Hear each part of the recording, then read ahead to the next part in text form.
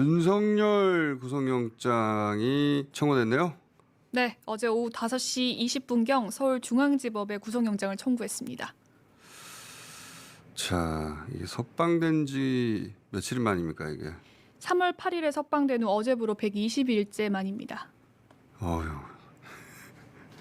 자, 이 혐의 좀 짚어봅시다. 내란 특검에서 영장 청구 혐의 이제 언론을 통해 밝혀진 게 4가지예요. 네, 특수공무집행 방해, 대통령 경호처법 직권남용교사, 허위 공문서 작성, 직권남용이 있습니다. 아, 법률 용어는 진짜 어려워. 자, 이거 약간 해설하고 넘어가야 될 것 같아요. 우선 특수공무집행방해는 오전에 끝났죠. 네, 어제 오전 조사 3시간 만에 체포방해 조사는 완료됐다고 특검이 밝혔습니다. 이 조사는 지난번 조사 못 받겠다고 버텼던 노컷에 따르면 충격적인 증거가 제시돼서 그랬다는 그 조사가 오전 중에 끝났다는 거고, 그리고 직권남용, 이게 좀 어렵습니다. 직권남용 관련은 우선 윤석열이 계엄 때 통화한 군사령관들 비아폰의 통화 내역을 경호처의 김성원 차장, 전 차장에게 삭제 지시한 혐의거든요. 예, 이게 이제 법률 용어로 혐의가 어떻게 됩니까?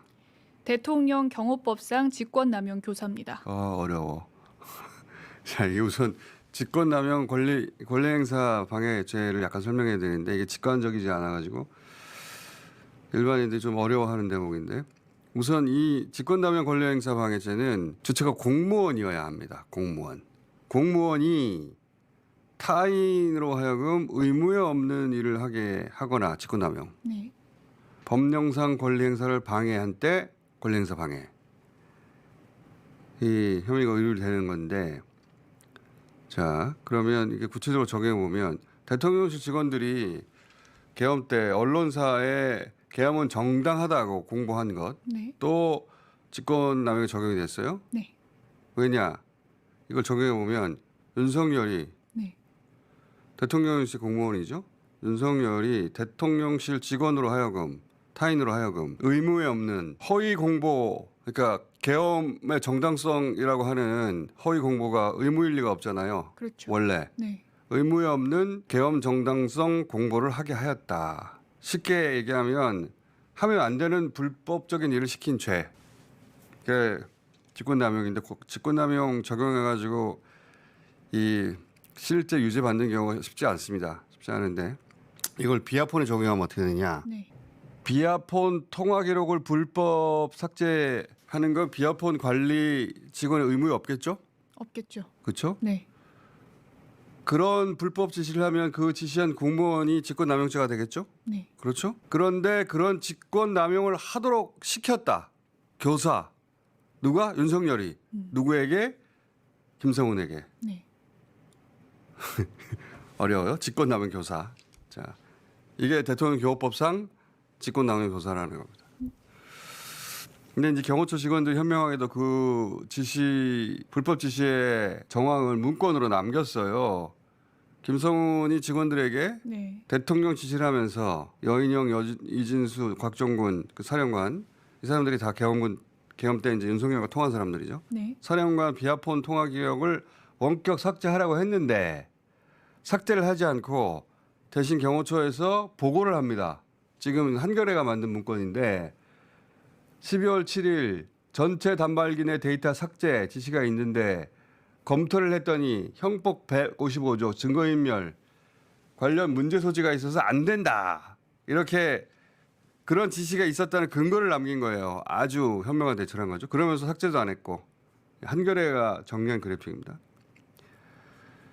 자, 이 죄를 묻는 거예요. 네. 윤석열, 김성훈 시켜서 그 비아폰 통화 기록 지우라고 했다면서 그걸 죄로 따지면 대통령 경호법상 직권남용 교사입니다. 그래요. 네. 법률 용어는 쓸데없이 어려워요. 자, 근데 이 비아폰 기록 관련해서 제가 가장 관심 있는 대목은 김건희와 노상원의 비아폰 통화 여부예요. 김건희 씨와 노상원의 비아폰 통화 가능성을 제가 진작부터 주장해 왔는데, 왜냐하면 일단 노상원 수첩 이거는 누가 발언한 걸 받아 쓴 거다라고 제가 수차례 주장해 왔는데 저 명단이 적혀 있는 수첩도 마찬가지예요. 저거는 누구하고 얘기하면서 받아 쓴 거다. 이 인물 넣을까 말까? 네. 그리고 전체 수거 대상 리스트 이거는 노사는 혼자 작성 못한다. 예를 들어서 한동훈 여당 대표를 뭐 전직 군인 혼자서 어떻게 체포한다고 결정합니까? 이거는 그 정도 되면 대통령급의 결정이 필요하다. 그래서 노상원, 김건희 비하폰 통화를 저는 의심한다고 주장해 왔는데 제 방송을 들었는지 김건희 씨가 최근에도 자기는 감옥 가더라도 저를 꼭 죽이고 간다고 가고 나서도 죽인다고 했다고 하던데 두고 봅시다. 어떻게 되는지. 그런데 김건희 씨 역시 혼자 작성을 못해요. 저 많은 명단을. 그래서 저는 의심하기를 이 명단을 누군가 의논하면서 작성했을 것이고 그런 정도 의논을 하려면 대통령실에서 가장 가까이 있으면 절대 신뢰한 인물들 것이고 예를 들면 김태호 전 차장이나 네. 처음부터 끝까지 같이 했던 김성훈 차장 정도 되는 그런 인사들도 이 관련해서 수사를 해야 한다고 주장해 왔어요. 근데 봉지욱 기자가 주말에 갑자기 김건희 노상원 비하폰 통화 SNS를 몇 줄 딱 썼어요. 네, 봉지욱 기자가 뭔가 취재했나 본데 봉지욱 기자를 통해서 곧 확인이 되겠죠. 자, 그리고 또 다른 윤석열 직권남용은 국무위원 상대로 한 건데 이것도 조금 설명이 필요합니다. 6월 30일부터 7월 4일까지 이 혐의 관련해서 소환된 사람들 있죠. 네, 6월 30일은 강희구 전 대통령실 부속실장, 7월 2일에는 한덕수 전 국무총리와 안덕근 산업통상자원부 장관, 유상인 과학기술정보통신부 장관과 김정환 전 대통령실 수행실장을 그리고 4일에는 이주호 사회부총리를 소환했습니다. 이 사람들 왜 불렀냐면 개엄 이래 윤석열이 국무위원 11명을 소집하거든요. 네. 그중에 2명이 늦게 와서 참석 못하고 9명이 참석했는데 네. 그 9명 참석한 사람이 누굽니까? 한덕수 전 국무총리, 김용현 전 국방부 장관, 뒤에 그 네, 박성재, 이상민, 네. 김영호, 조태열, 최상목, 송미령, 조규용, 오영주 참석했습니다. 아예 소집을 안 한 사람 6명이 또 따로 있어요. 근데 이 소집을 한 사람 중에 9명째 도착을 하자 9명이면 국무위원이 20명이어서 윤석열, 김용현까지 하면 11명이 되고 그럼 과반이거든요. 의결 정족수예요. 그러자 계엄을 안건으로 상정한 게 아니고 윤석열은 바로 나가서 방송으로 계엄을 선포해버린 거예요. 그 자리에 여기서 이제 윤석열의 직권남용 권리행사 방해는 뭐냐면 국무위원들이 계엄 안건을 심의할 권리, 법령상 권리예요. 네. 그 권리의 행사를 방해했다는 겁니다. 네. 윤석열이 권리행사 이걸 그 직권남용 권리행사 방해라고 합니다. 자 그리고 또 그 전에는 알려지지 않았다가 내란 특검 통해 알려진 게 허위 공문서가 있잖아요. 여기서 이제 헌법 82조가 중요한데 82조가 어떻게 되어 있습니까? 대통령의 국법상 행위는 문서로 하고 국무총리와 관계 국무위원이 부서해야 한다입니다. 그러니까 비상계엄선포문에 국무총리와 관계 국무위원, 국방부 장관이 서명을 해야 되는 거예요. 네. 근데 서명이 없어. 한겨레가 그 보도한 그 왼쪽이 그날 배포된 거고 거기 보면은 국무총리하고 국방부 장관 서명란이 없거든요. 네. 오른쪽이 사후에 만든 거예요. 저기는 국무총리와 국방부 장관이 아래 있잖아요. 네. 예. 저거를 계엄 이후 이틀 있다가 만든 겁니다. 네. 예. 위조죠, 위조.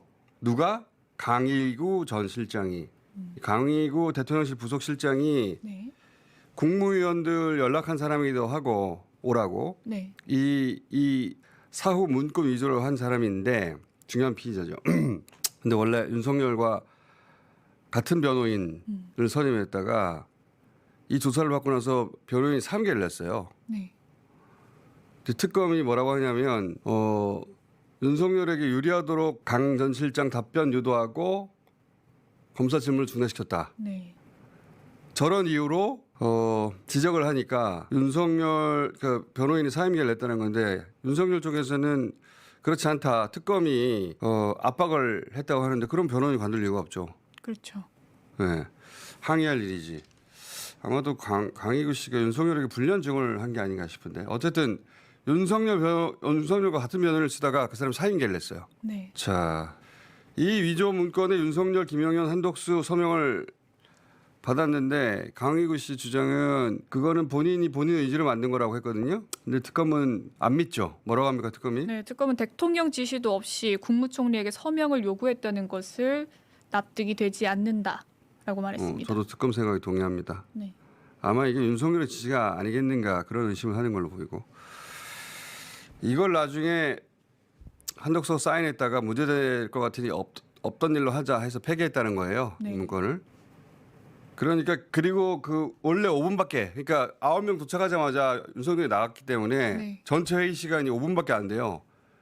5분밖에 안 되는데 이걸 40분으로 고치려고 했다. 너무 짧으니까 말이 안 되잖아. 국무회의 했다고 하기에는. 네. 그런 기록들이 잡힌 거죠. 예. 그러니까 계엄을 성공할 줄 알고 저런 건 신경도 안 쓴 거예요. 그랬다가 계엄을 실패하니까 부랴부랴 그때 비아폰 통화한 거 다 지우라고 하고 네. 국무회의 문건 위조하라고 하고 막 시간도 5분 너무 짧아 보이니까 40분을 고치라고 하고 난리법석을 떨었던 게 특검에 의해서 잡힌 것이다. 그래서 공문서 위조. 외환 유치는 지금 수사 중이라 영장에서는 빠졌어요. 예, 관련 연구원은 조사했죠. 네, 지난 1일 드론사에 무인기를 납품한 국방과학연구소 항공기술연구원 소속 연구원을 조사하기도 했습니다. 그리고 북한이 발끈하자 기뻐하고 다시 또 보내라고 했다고 했잖아요. 네. 저희가 지난주에 계속 다뤘는데 그래서 11월에 다시 보냈다고 하거든요. 그 다시 보낸 드론의 조종사를 저희 박형광 기자가 단독 취재했어요.